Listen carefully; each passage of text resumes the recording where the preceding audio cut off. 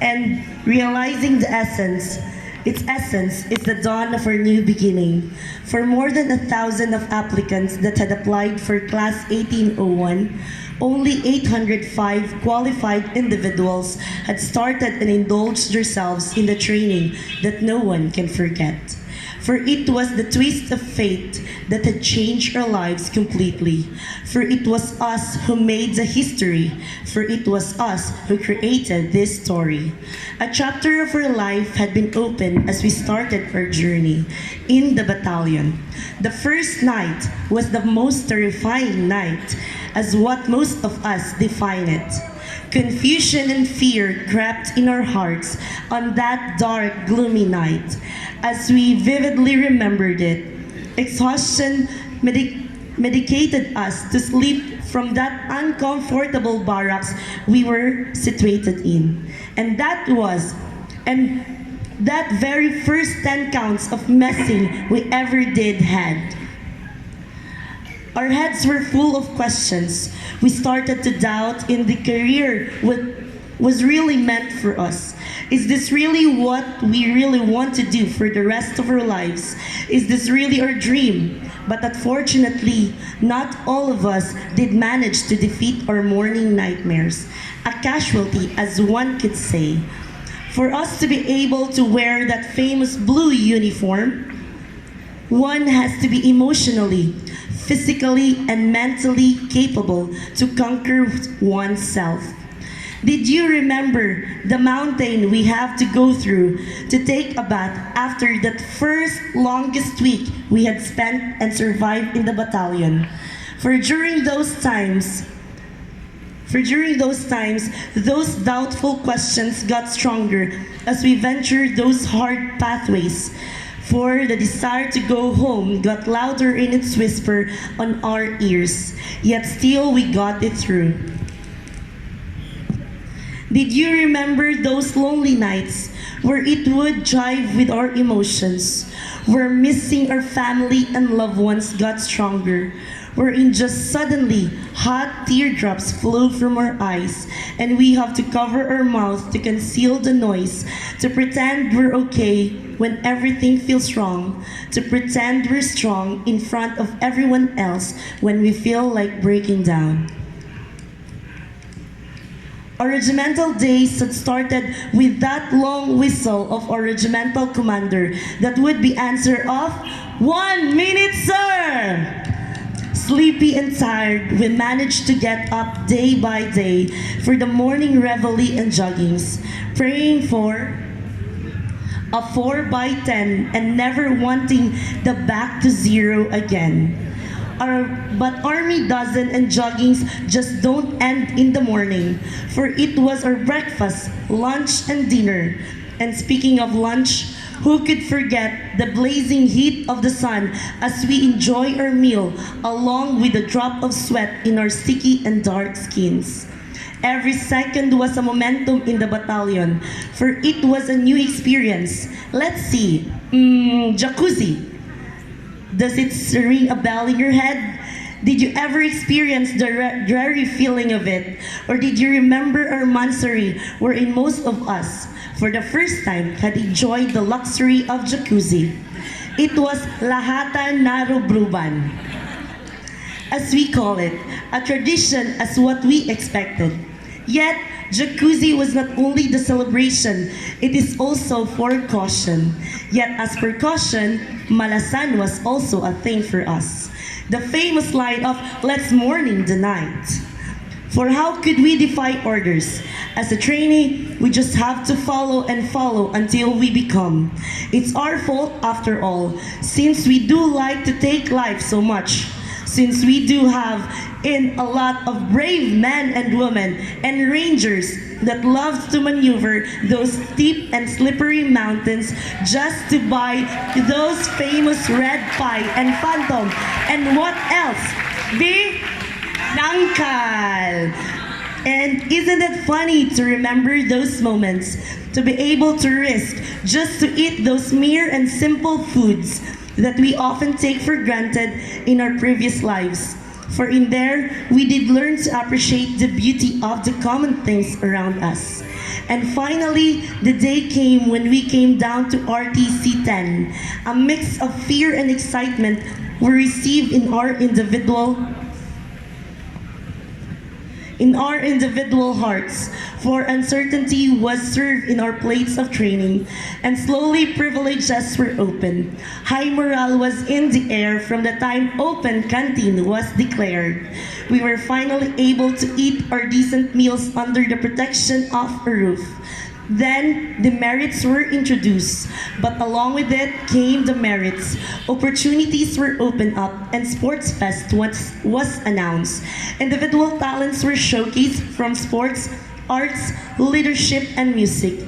And now, as we celebrate this very moment, let us not forget the true essence of it, the meaning of why we are here, of why up until now we made it through.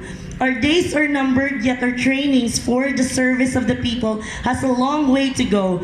SINAG-ALAB, Class 1801, let us enjoy the moment until it lasts.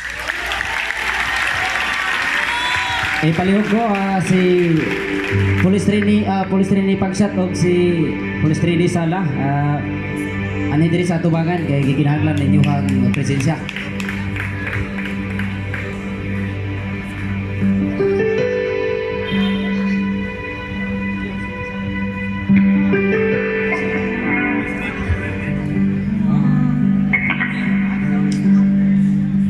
Ready?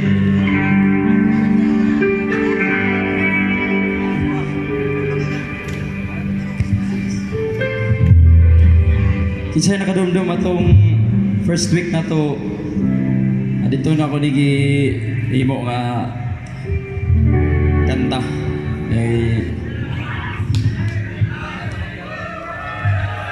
Amo di ba? Inspired ko gasulat ani na-feel na ko training ato nga time. Hapit na mo quit ato di ba? So first week na Mali pero wala di ay na dayon. Para na sa ato bay SINAG-ALAB Class 1801. Binlero, Pagshot, Mitsala, Laridi, Biador, Miguel o Mindanilio, SINAG-ALAB Band.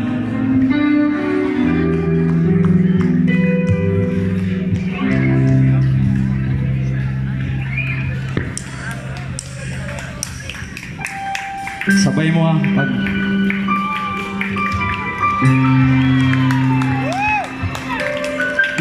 Indog taway.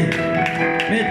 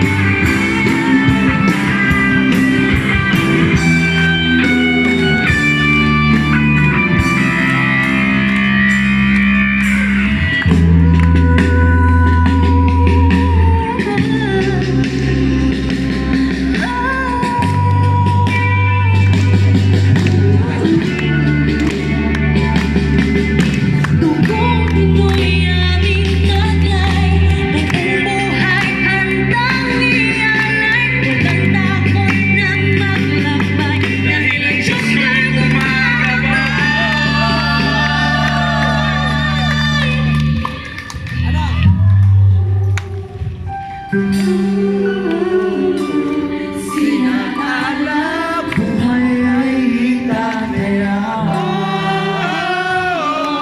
Sinag-alab, gagawin ang lahat. Para sa bansa.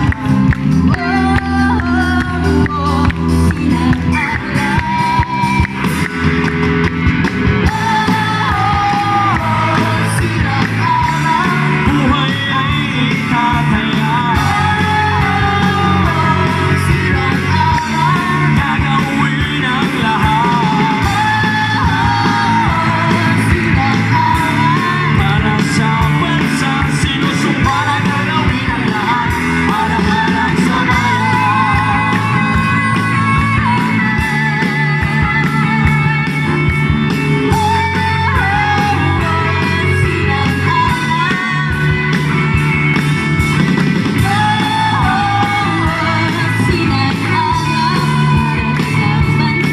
Sinusumpa na gagawin ang lahat.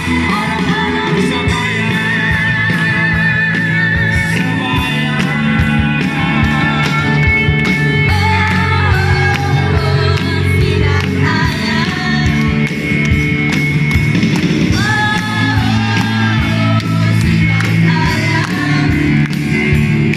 Sinusumpa na gagawin ang lahat. Para lang sa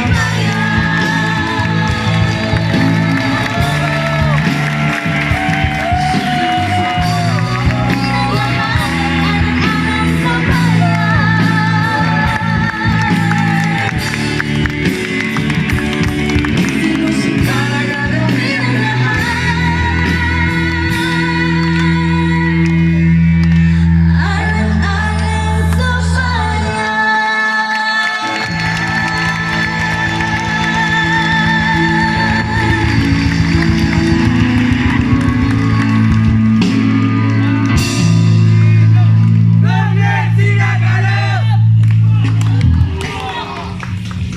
Daghang salamat, Thank you classmates. very much, classmates. So, makamingaw gid no.